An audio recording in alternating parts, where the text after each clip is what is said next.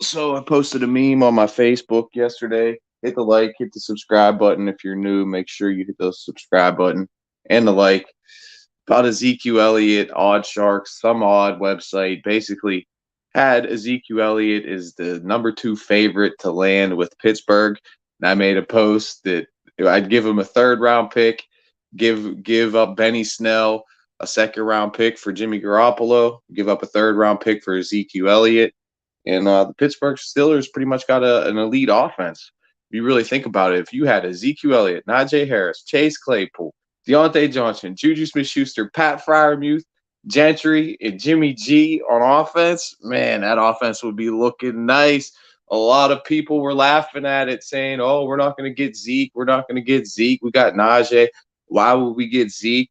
Well, the biggest thing why I would get Zeke. Of course, we're not going to get Zeke. The Steelers aren't going to go out there and get Zeke. They're not going to trade for Ezekiel Elliott. Ezekiel Elliott's probably not even going to get traded from the Dallas Cowboys. It's completely ridiculous. Somebody made some little comment about Ezekiel Elliott. Now all of a sudden he's on a trade block and he's favored to land with Pittsburgh.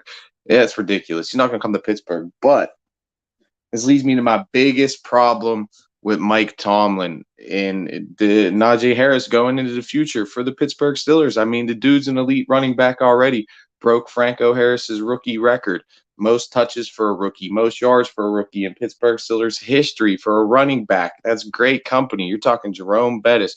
You're talking Willie Parker. You're talking Franco Harris. You're talking some good-ass running backs for the Pittsburgh Steelers throughout the years.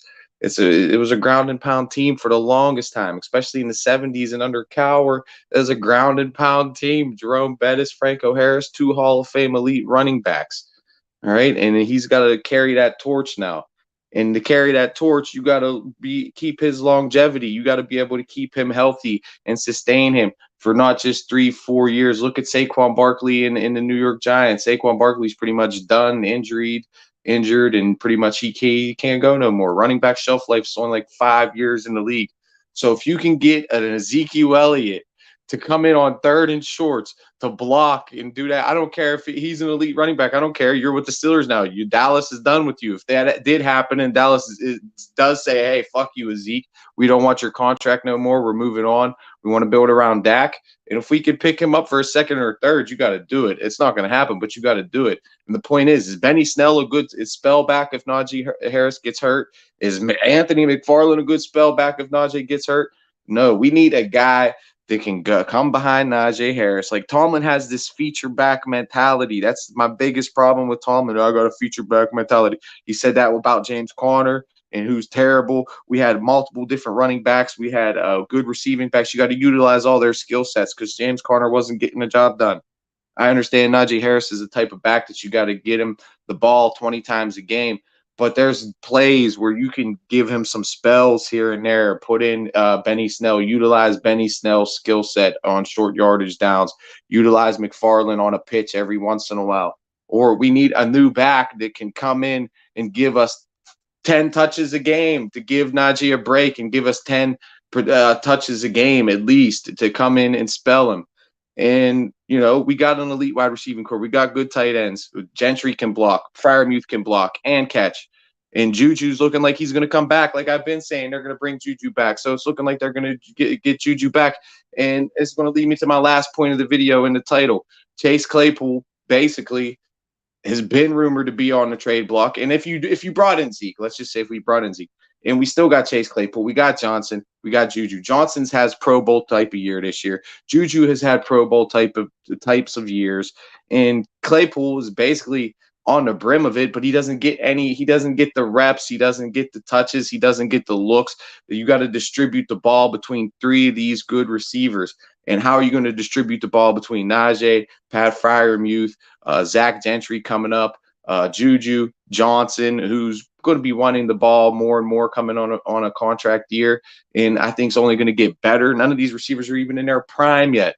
So the problem is distribution. If you get rid of these are all Pro Bowl caliber receivers, in my opinion. They just don't have the numbers because Juju sacrificing. They're all sacrificing and buying into what this team's doing. And now with no Ben, we're going to have more of a ground and pound type of offense. Run it and play action fake, throw the ball down the field type of offense. more. When Mason's number's called, he's going to have to hit the plays down the field. Claypool's going to have to come up and get in them single coverage matchups and go up and get the ball. And, we're going to throw the ball less, but I think there's going to be more production per pass down the field. Less throws, but about the same amount of production because we're throwing the ball down the field and none of this dink and dunk bullshit no more.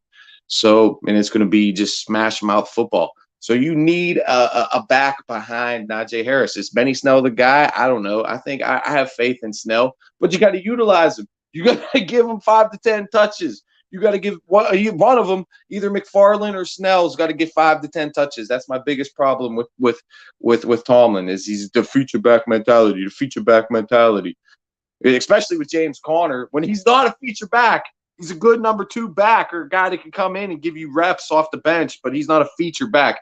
Najee is a feature back, but you got to preserve him for the long term, and you got to give some help behind him. So, with all this, I would get rid of Claypool. Because get rid of Claypool, get some talent on defense, get an offensive lineman, get a draft pick. I could see Chase Claypool getting traded on draft day. I see it happening. We'll probably get a 2nd-round pick for Chase Claypool. Just get another 2nd-round pick for Chase Claypool. Draft an offensive lineman. Hell, even draft a quarterback. We probably can pick up Desmond Ridder out of Cincinnati at quarterback who runs a 4.5 40, 4.4 40, and has got way more upside than Kenny Pickett, in my opinion. It's just as good as Kenny Pickett. It is better as shit. Kenny Pickett's not all that. Everybody's hyping Kenny Pickett. People even told me we're going to trade down for Kenny Pickett. We're trade down for Kenny Pickett. That's crazy. Or trade up to get Kenny Pickett. I would trade down, not up. That's crazy. Or Malik Willis. We'd probably get Malik Willis in the 2nd round. None of these quarterbacks are that great. Let's be real. So I just want to talk about some of this news going on. Zeke is not coming to Pittsburgh, but I mean, if you get Zeke for a 2nd or 3rd, come on. You split the carries between Harris and Ezekiel Elliott, we'd run for 2,000 yards. We'd have a 2,000. We would run for. We don't have to pass the ball. Quarterback position wouldn't even matter because we just run the ball. You could have 3 wide receiver sets, a tight end and 2 running backs, two running backs, a tight end, 2 wide receivers. You could do so many different things with Harris and Ezekiel Elliott. It's not going to happen. But hey, if we need some kind of back to give Najee a spell, and I wouldn't mind trading Claypool for some help up front on the offensive line or up front on the defensive line or something. So I don't know if you're still blocked, Hawthorne. I got to check my goddamn YouTube settings or whatever. I don't know. I like your comments. Your comments help the stream go along. But I got to check that shit out. I wanted to do this real quick and fast. Talk about this Zeke shit. I think Claypool's going to get traded on draft day. And what else? That's my biggest beef with Tomlin. We need to get Najee some help. And we got to give him, instead of having him run it 35 times a game, maybe keep it to like 25 touches and then have another guy that can come in and give us 10. All right. Hit the like, hit the subscribe.